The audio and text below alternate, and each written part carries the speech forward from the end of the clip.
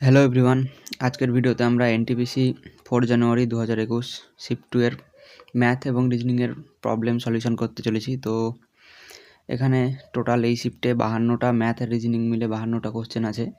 তো আমরা আজকেই 52টা করব না, আমরা রেগুলার 10টা করে প্রবলেম সলভ করব, দিয়ে ধীরে ধীরে আমরা যতটা পসিবল হয় আমরা আর কি সলিউশন করতে থাকব। তো শুরু করা যাক। এখানে প্রথম কোশ্চেনে বলা হয়েছে যে একটি রম্বসের একটি কর্ণ আরেকটি অন্যটির 65%। এবার বলেছে লম্বা কর্ণটিকে বাহু হিসেবে ব্যবহার করে একটি বর্গক্ষেত্র আঁকা হয়েছে। এবার রম্বস ও বর্গক্ষেত্রের ক্ষেত্রফলের অনুপাত কত হবে সেটা জিজ্ঞেস করেছে। একটি রম্বস, তার একটি কর্ণ অন্যটির 65%। তো আমাদের একটি কর্ণ যদি 100 ধরি, তাহলে আমাদের আরেকটি কর্ণ 65 হবে। এবার এটাকে যদি আমরা কাটাকুটি করি 5 দিয়ে, তাহলে 13:20 হবে। এবার বলেছে যে যেটা হচ্ছে বড় বাহু, মানে লম্বা কর্ণ, সেটাকে আমরা বাহু হিসেবে ব্যবহার করে একটা বর্গক্ষেত্র আঁকলে যে তার ক্ষেত্রফল হবে, তার ক্ষেত্রফল আর রম্বসের ক্ষেত্রফলের অনুপাত কত সেটা জিজ্ঞেস করেছে। তো বর্গক্ষেত্র যেহেতু বড় বাহু 20, সেজন্য বর্গক্ষেত্রের ক্ষেত্রফল আমাদের 20 স্কোয়ার, 20 × 20। আর আমরা জানি রম্বসের ক্ষেত্রফল হয় হাফ ইন্টু কর্ণদ্বয়ের গুণফল। তাহলে হাফ গুণিত একটা বাহু হচ্ছে, একটা কর্ণ হচ্ছে 13 আর আরেকটা হচ্ছে 20, তাহলে 13 × 20। তাহলে আমাদের 20 কাটলো, আর এদিকে 13 পড়ে থাকলো, আর এদিকে এই দুইটা এই দিকে গিয়ে গুণ হয়ে, বা বোথ সাইডে যদি আমরা 2 গুণ করি, তাহলে 13:40। এই যে অনুপাতটা, এটা রম্বসের ক্ষেত্রফল আর হচ্ছে বর্গক্ষেত্রের ক্ষেত্রফলের অনুপাত হবে। তাহলে আমাদের এই অপশান কারেক্ট। সো নেক্সট প্রবলেমে যাওয়া যাক। তো আমরা যদি এইটুকু প্রথমে সলভ করি, তাহলে 25/10, 25/10 যদি কাটাকুটি করি, তাহলে এটা 5/2 হবে। এবার এইটুকুকে যদি আমরা সলভ করি, তাহলে এখানে 3 আর 6 কাটবে, 2 হবে। আর এই 2 আর নিচের 4 কাটলে 2 হবে। তাহলে এইখানে আমার 7/10 পাচ্ছি। এবার আমরা করব এই পার্টটুকু সলভ। এখানে 3 আর 9 কাটলে এখানে 3 থাকছে, আর এটা 7 আর এটা 5।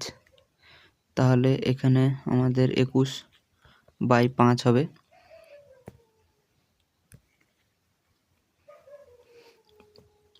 এবার আমরা এই পার্টটুকুকে যদি সলভ করি, তাহলে এটা হচ্ছে 1/5 × 25, আমাদের এখানে 5 হবে। এবার এইটুকুকে যদি আমরা সলভ করি, তাহলে আমাদের এখানে হবে 25, 7, 42, 50। তাহলে আমার এখানে এইটুকু থেকে -8 পাচ্ছি। -8 -7 15, 25 থেকে 15 বাদ দিলে 10, 10/10। তাহলে আমার 1 অ্যান্সার। এবার আমরা নেক্সট প্রবলেমে যাব। নেক্সট এই কোশ্চেনটা আমরা প্রথমে পড়ব। যে বলা হয়েছে একটি সংখ্যা প্রথমে 20% হ্রাস পায় এবং তারপর 15% বৃদ্ধি পায়। প্রাপ্ত সংখ্যাটি আসল সংখ্যা থেকে 64 কম হলে মূল সংখ্যাটি কত? আমরা যদি মূল সংখ্যাকে x ধরি, এবার বলা হয়েছিল যে x হচ্ছে প্রথমে 20% হ্রাস পায়, 20% হ্রাস পায়, তার মানে 80/100। এবার বলেছে যে 15% বৃদ্ধি পায়, 15% বৃদ্ধি পায়, এটা ডাইরেক্ট লিখে দিচ্ছি, 23/20। এবার যে সংখ্যাটা আমরা পাচ্ছি সেটা বলছে আসল সংখ্যা থেকে, আসল যে সংখ্যা x তার থেকে 64 কম। তাহলে এবার আমাদের বলছে যে মূল সংখ্যাটি কত, মানে অ্যাকচুয়ালি আমাদের এখান থেকে x এর ভ্যালু বের করতে হবে। তো আমরা এখানে 4/5 কেটে দিলাম, আর এখানে আবার কাটাকুটি করলে 25 হচ্ছে। তাহলে আমাদের এখানে কত হচ্ছে, এটাকে যদি সলভ করি, 3x,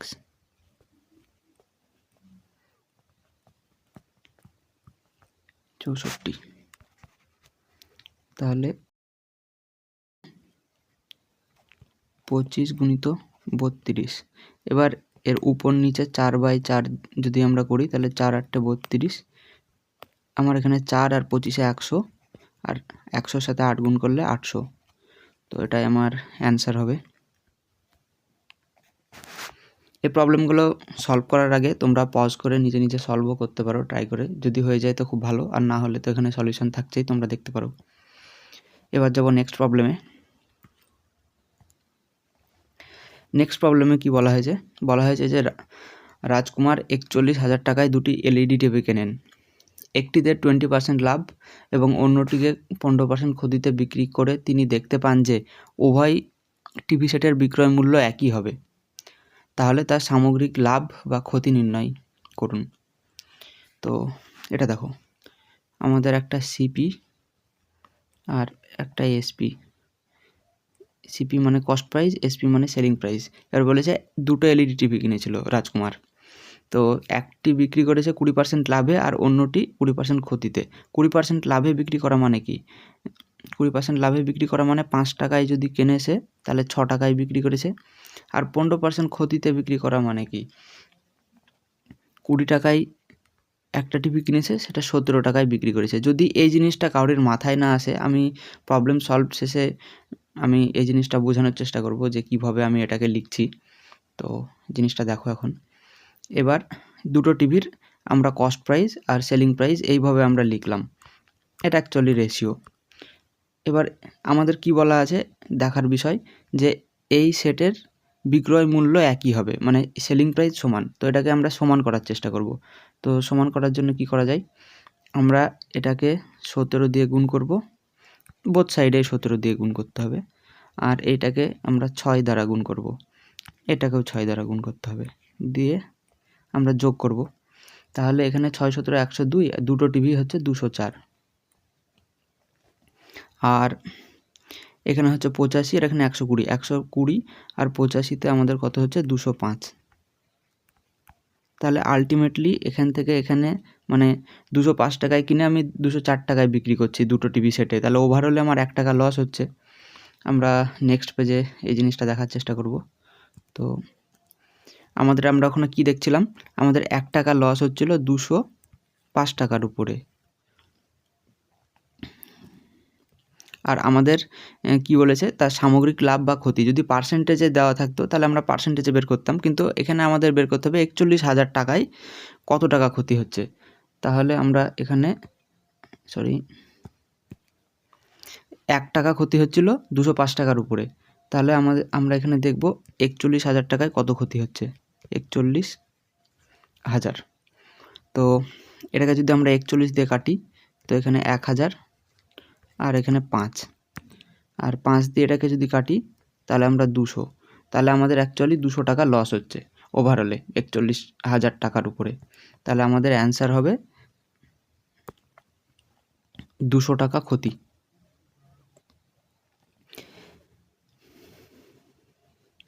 এবার আমি এই জিনিসটা বোঝানোর চেষ্টা করব যে ওই 20% লাভে বিক্রি হলে 5 টাকা থেকে 6 টাকা কীভাবে হচ্ছিল সেটা আমি বোঝানোর চেষ্টা করব। তো নেক্সট পেজে যাওয়া যাক। আমরা কি জানি যে 20% মানে, আমরা জানি 20% মানে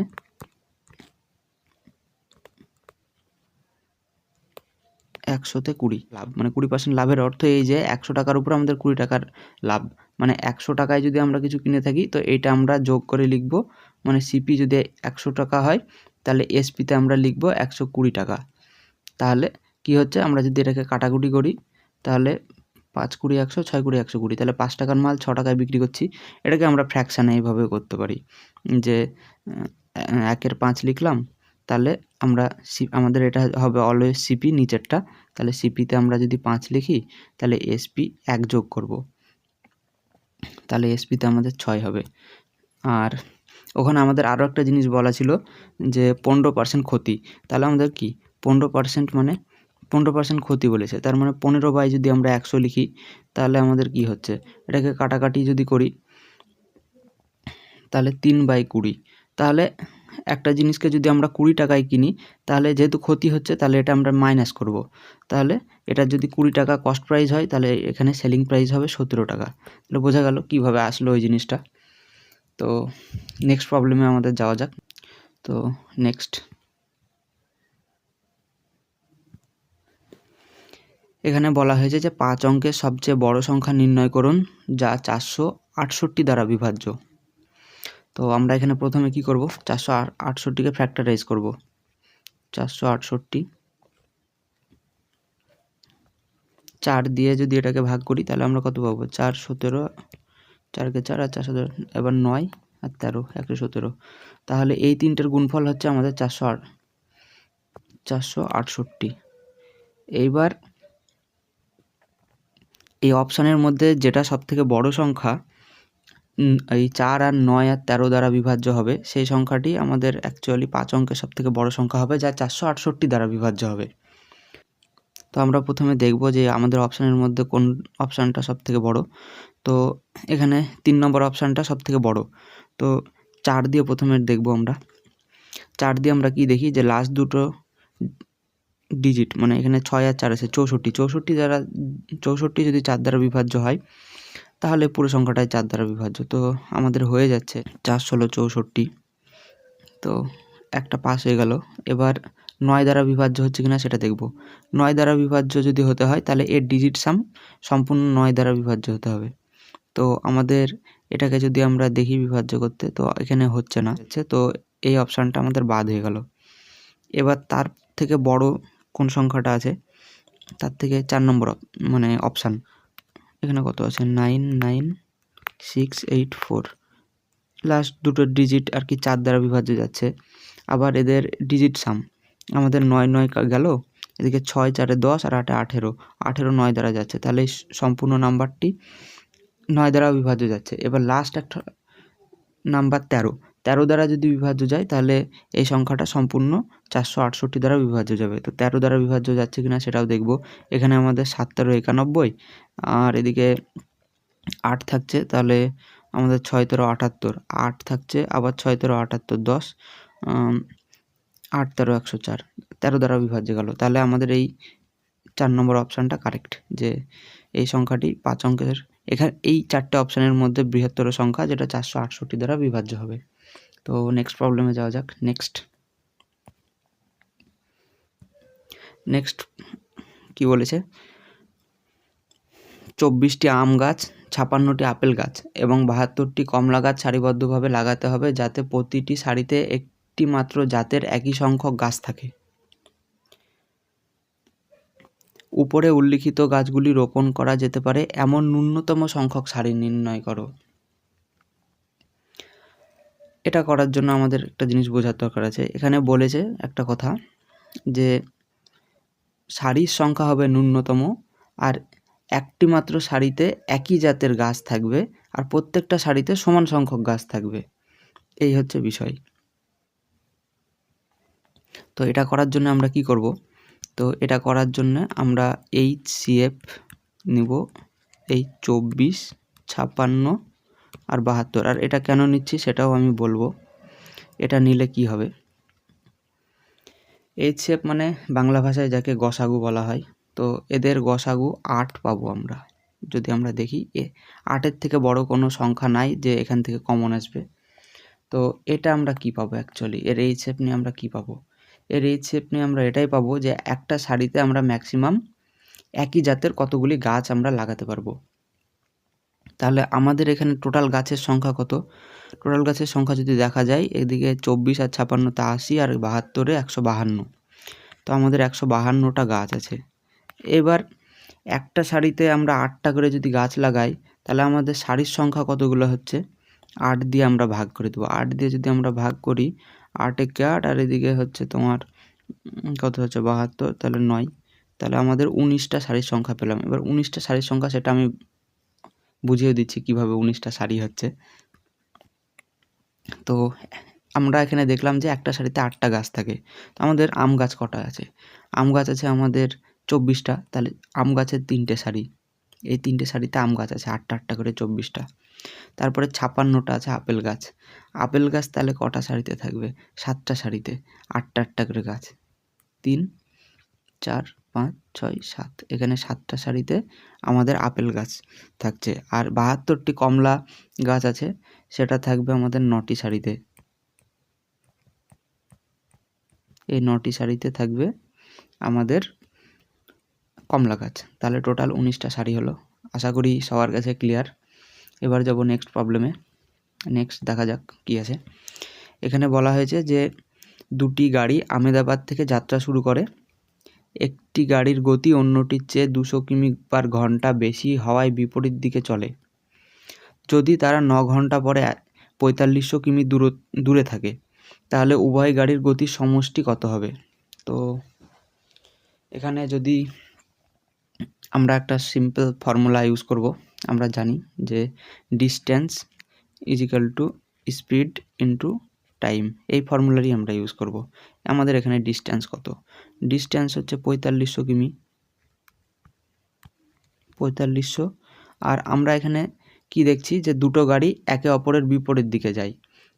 তো একে অপরের বিপরীত দিকে যখন দুটো গাড়ি যায়, তাহলে তাদের রিলেটিভ স্পিড যদি S1 আর S2 হয়, তাহলে আমরা রিলেটিভ স্পিডকে একে অপরের সাথে যোগ করি।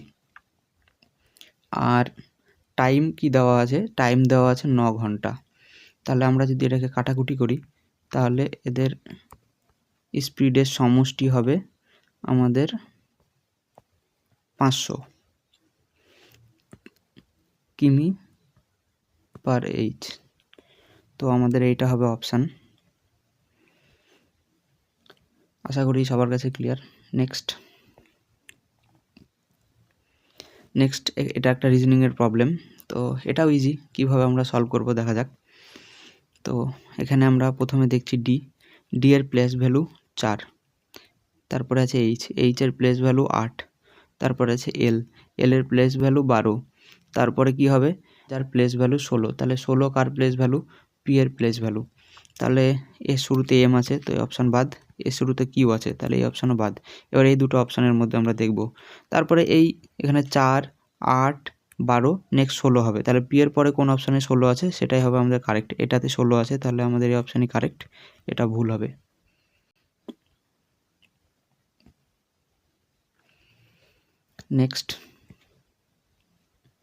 নেক্সট এটাও একটা রিজনিংয়ের প্রবলেম। তো এখানে আমাদের ডেস্টিনিকে লেখা আছে এইভাবে, তাহলে আমাদের ডিগনিটিকে আমরা কিভাবে লিখব সেটা আমাদের এখানে বলতে হবে। তো আমরা কিভাবে এটাকে যদি আমরা ভালোভাবে অবজার্ভ করি, এই শেষে এই যে এই জিনিসটা, এটা কিন্তু দাড়ি, এটা আই না।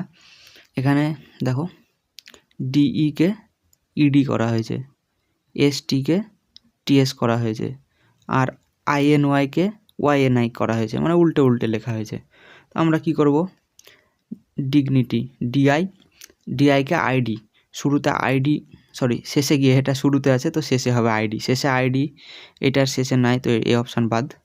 তারপরে জিএন আছে, তাহলে আইডির আগে হবে এনজি কোন অপশানে আছে? এটাতে নাই, এখানে জিটি আছে, এখানে এনজি আছে, এখানে টিএন আছে, তো এটাও বাদ। তাহলে আমাদের এইটাই কারেক্ট অ্যান্সার হবে। আশা করি সবার কাছে ক্লিয়ার। এখানে বলা হয়েছে যে 11 জন সদস্যের একটি ক্রিকেট দলের অধিনায়কের বয়স 35 বছর এবং উইকেট রক্ষক অধিনায়কের চেয়ে 5 বছরের বড়। এবার বলছে যে দুজনের বয়স বাদ দিলে বাকি খেলোয়াড়ের গড় বয়স পুরো দলের গড় বয়সের থেকে 3 বছর কম। তাহলে পুরো দলের গড় বয়স কত? তো অ্যাজ ইউজুয়াল আমরা পুরো দলের গড় বয়সকে যদি আমরা এক্স ধরি, তাহলে 11 জনের বয়স 11x হবে। এবার তার মধ্যে থেকে যদি আমরা উইকেট রক্ষক আর অধিনায়কের বয়স আর উইকেট রক্ষকের বয়স যদি বাদ দিই, তাহলে 9 জন প্লেয়ারের বয়সের সমষ্টি আমরা এখানে পাবো। এবার কি বলেছে এই দুইজনের বয়স বাদ দিলে গড় বয়স পুরো দলের গড় বয়স থেকে 3 বছর কম হয়ে যায়। তাহলে এখানে এই জিনিসটা বোঝার বিষয় আছে যে দুজনের বয়স বাদ দিচ্ছি আমরা, তাহলে বাকি খেলোয়াড়দের গড় বয়স পুরো দলের যে গড় বয়স আগে কত ছিল এক্স, তার থেকে 3 কমে যায়। তাহলে এক্স থেকে 3 কমে যাচ্ছে যখন আমি এই কাজটা করছি। তাহলে এইটা 9 জনের বয়সের সমষ্টি হচ্ছে। তাহলে এই দুটো জিনিসকে থেকে আমরা যদি সলভ করি তাহলে এক্সের ভ্যালু আমরা আরামসে পাবো। তো এটাকে যদি আমরা ডাইরেক্ট সলভ করি, এটা আমি এত এক্সপ্লেন করছি যাতে তোমাদের বুঝতে সুবিধা হয়, সেই জন্য এটার বিষয়টা একটু টাইম টেকিং হয়ে যাচ্ছে। তো আমাদের এখানে 75 থেকে আমরা 27 যদি বাদ দিই তাহলে আমাদের কত হবে? 2x, এখান থেকে 8, আর এখান থেকে কত হচ্ছে 4, তাহলে x 24। তাহলে এটা আমাদের অ্যান্সার হবে। আশা করি সবার কাছে ক্লিয়ার। আজকের ভিডিওতে এই পর্যন্ত। যদি ভিডিওটি ভালো লাগে তাহলে লাইক করতে ভুলবে না, আর আমাদের চ্যানেলের সাথে জুড়ে থাকার জন্য একটা অনুরোধ থাকবে। তো আজকের ভিডিওতে এই পর্যন্ত। Thank you.